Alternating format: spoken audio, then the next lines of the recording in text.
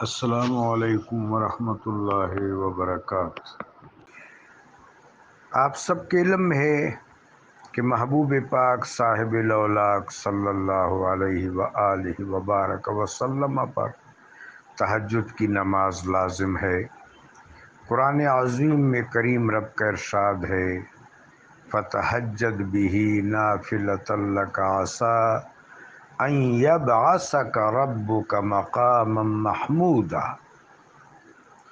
تو تہجد کی نماز میرے آقا و مولا علیہ الصلاۃ والسلام پر لازم تھی۔ آپ اس کا اہتمام، وتر کا اہتمام تہجد کے ساتھ فرماتے تھے۔ گو کہ عشاء کی نماز کے ساتھ بھی وتر پڑھنے کی رخصت ہے۔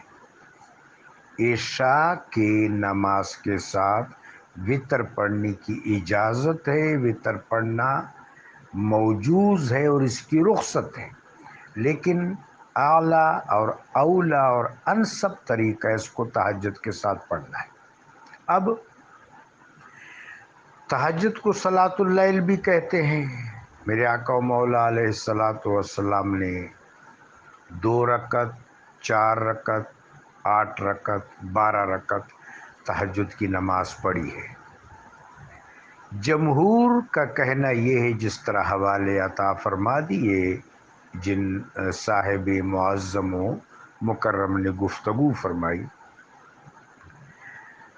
سیاسی بھی حوالہ دیا، مستدرک لامام حاکم نیشا پوری رحمۃ اللہ علیہ، مسند امام احمد بن حنبل رضی اللہ تعالیٰ عنہ، موطا امام مالک امام دارالہجرت رحمہ اللہ۔ بہر صورت بہت سی اسناد ہیں، بہت سے امتان ہیں۔ تو راجح قول یہ ہے کہ محبوب پاک علیہ الصلاۃ والسلام نے تہجد کی نماز 3 رکعت پڑھی، اور تہجد کی نماز، وتر کی نماز آپ نے 3 رکعت پڑھی۔ تو تہجد کی جن نمازوں میں 11 رکعت منقول ہے، تو اس کا مطلب ہے 8 رکعت سرکار رسالت مآب صلی اللہ علیہ وسلم نے تہجد کے پڑھے اور 3 رکعت وتر کے پڑھے۔ بعض روایات میں وہ کہ وہ روایات شاذ ہیں لیکن موجود ہیں، وہ روایات موجود ہیں کہ آقا نامدار سرکار دو عالم صلی اللہ علیہ وسلم نے 13 رکعتیں پڑھی۔ اس صورت میں پھر 12 رکعت تہجد ہے اور 1 رکعت وتر ہے۔ لہٰذا ان حوالوں سے تنوع پایا جاتا ہے، تبسیط پائی جاتی ہے، فروعی تنوع پایا جاتا ہے۔ یہ میرے آقا و مولا صلی اللہ علیہ وآلہ وبارک وسلم کی طرف سے عطیہ ہے، رحمت ہے، ورفعنا لک ذکرک کا ایک تسلسل ہے۔ لہٰذا اگر کوئی 1 رکعت پڑھے وتر کی نماز تو اس حوالے سے دلیل ہے۔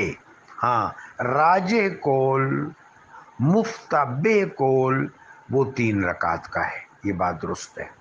تو انشاءاللہ ایسی امت میں افتراق نہیں پڑے گا اور نہ اتفاقی نہیں ہوگی۔ نماز کی اصل اور نماز کی جان خشوع ہے۔